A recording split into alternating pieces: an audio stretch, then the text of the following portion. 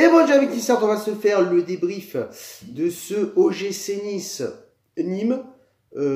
Pour commencer déjà directement, le prono gagnant, il est là. Il y en a un, il y en a juste un.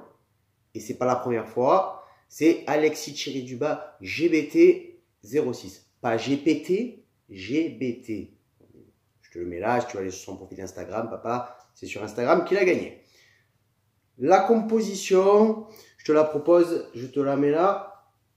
Donc une composition un peu différente, avec une défense à 4, cette fois-ci, avec Attal sur le côté droit, Sarr sur le côté gauche, la défense, la charnière centrale, Dante et Rel. Milieu de terrain, Danilo, Cyprien, Tamézé qui avait l'air un petit peu... Pas très bien pour commencer le match. Finalement, il a commencé. Moi, je trouve qu'il a fait un match très bien, assez intéressant. Ensuite, à droite, la titularisation, la deuxième de Sylvestre. En attaque, en pointe, Ganago. Et à gauche, Saint-Maximin. Voilà, donc une petite composition. 4-3-3. Habituellement, c'est 5-3-2. Bon, voilà. Patrick Vieira, il a voulu changer. Donc on commence le match et comme contre Reims, c'est compliqué. Les deux équipes s'observent.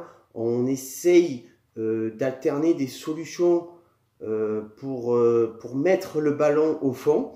On n'y arrive pas. On alterne jeu court, jeu long. Le problème, c'est que c'est pareil là aussi. On n'y arrive pas. On tente d'allonger le jeu pour s'étendre, s'installer un peu dans le camp adverse.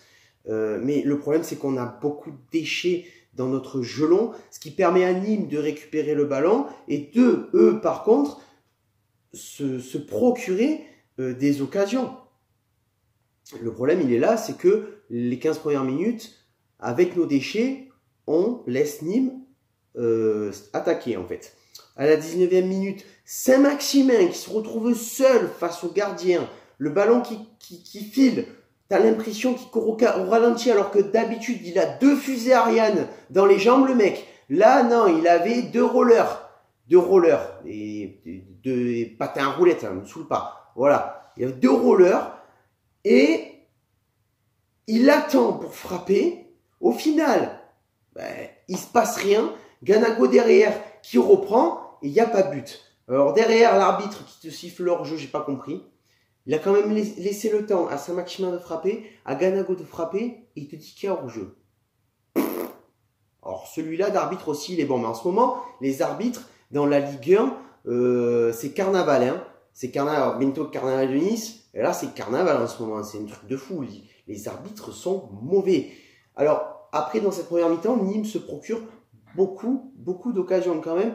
Mais les occasions n'aboutissent pas à un but en fait. On a encore beaucoup de chance sur ce match, le fait que Nîmes ne se procure que dalle. Nous de notre côté, on n'a aucune explosivité, mais vraiment aucune explosivité. On n'arrive pas à mettre un coup d'accélérateur pour permettre d'ouvrir la marque. On s'enferme sur les côtés sans trouver de solution. On ne se crée pas d'occasion, pas d'animation offensive. Nîmes a très bien compris que le danger vient de Saint-Maximin, ce qui fait qu'il est bloqué. Saint-Maximin, il est bloqué, ils sont à 2 voire à 3 sur lui pour qu'il évite de déborder, de centrer, de passer ou de frapper. Ce qui fait que, en fait, on est bloqué offensivement, on n'arrive à rien faire. Dès que Nîmes perd le ballon, ils font bloc, évidemment, ils ne sont pas que sur Saint-Maximin, mais ils font bloc, ce qui fait qu'offensivement, on est complètement bloqué. Alors après, oui, dans les 10 dernières minutes de jeu, on a un petit peu plus la main mise sur le match, on arrive un peu plus à se débrider.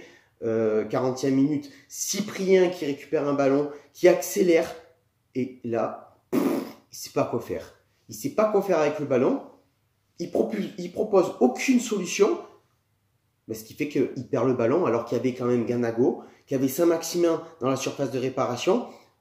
Bon, ok, ils ont tardé à arriver, mais ils sont arrivés, quoi. Je veux dire, à un moment donné, centre-là, cette balle. Dans ce match, on a trop souvent attendu pour frapper, pour centrer, pour faire des balles en profondeur.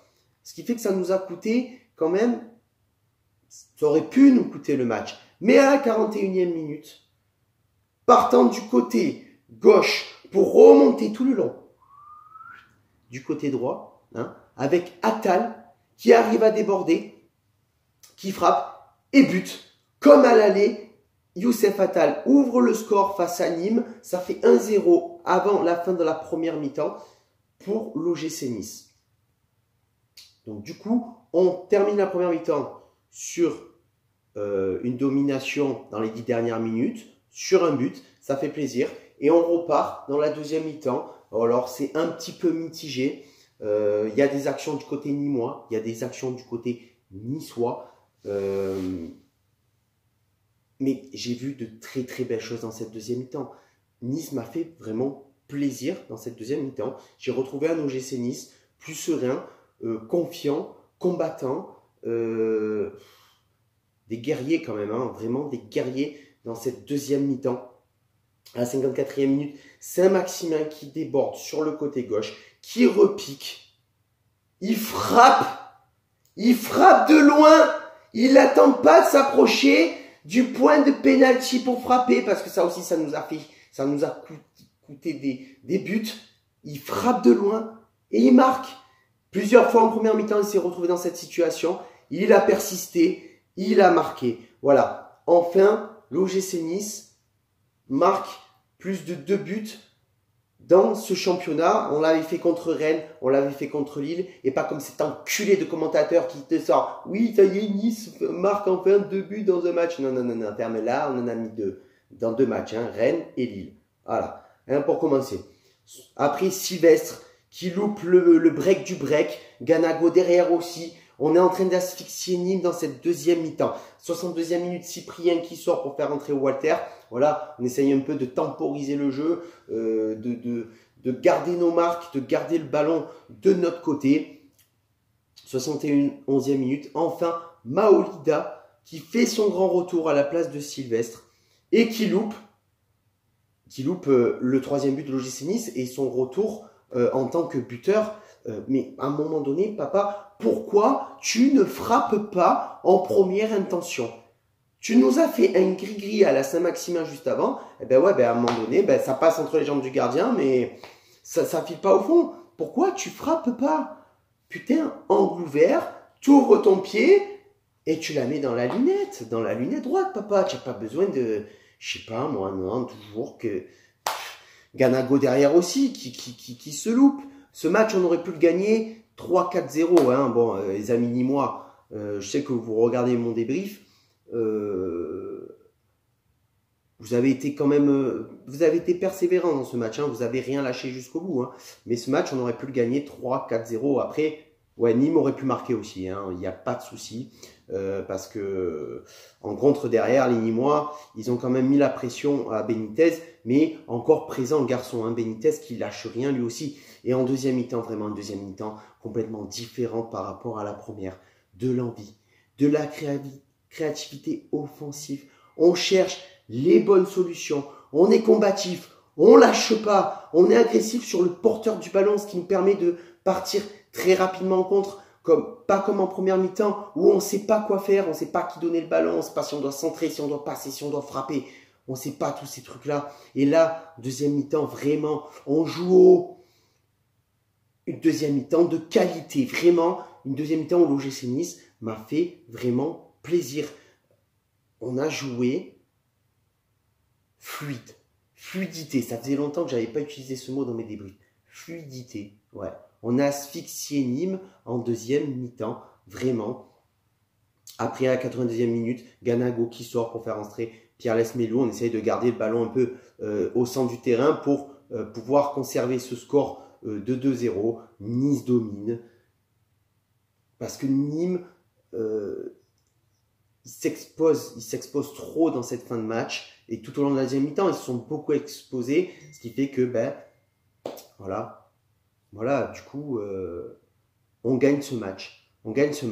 Et du coup, le top 3, pour moi, numéro 3, c'est clair, net et précis, Benitez, parce qu'il nous a encore sauvés. Jusqu'à la fin du match, il nous a sauvés. Il a fait de grands arrêts. Très, très bon. Deuxième, Saint-Maximin, vraiment, Saint-Maximin pour tout ce qu'il a fait. Il a été très bon, il nous a fait un peu des gris-gris encore en première mi-temps, mais percutant toujours à essayer de trouver une solution, à essayer de porter le danger vers l'avant. Voilà. Et numéro 1, et vraiment, je crois qu'il mérite, vraiment, homme du match, parce qu'il a été là du début jusqu'à la fin. Jusqu'au bout, il a été présent. Jusqu'au bout, il a porté l'attaque. Jusqu'au bout, il a apporté le danger. Et parce que, comme à l'aller et comme au retour, il a marqué, Youssef Attal, homme du match pour moi, dans ce match face à Nîmes. Donc, dis-moi ce que tu penses en commentaire. Ton top 3, l'homme du match, pas l'homme du match, le flop, pas le flop. Donne ton prono pour le prochain match. D'ores et déjà. Et bien sûr, on se retrouve pour le prochain débrief. Peut-être une vidéo mercato avant le prochain match. Sinon, sur ceci, on ne se retrouve pas avant. Ciao, viva la Bayeta, Issa Nissa.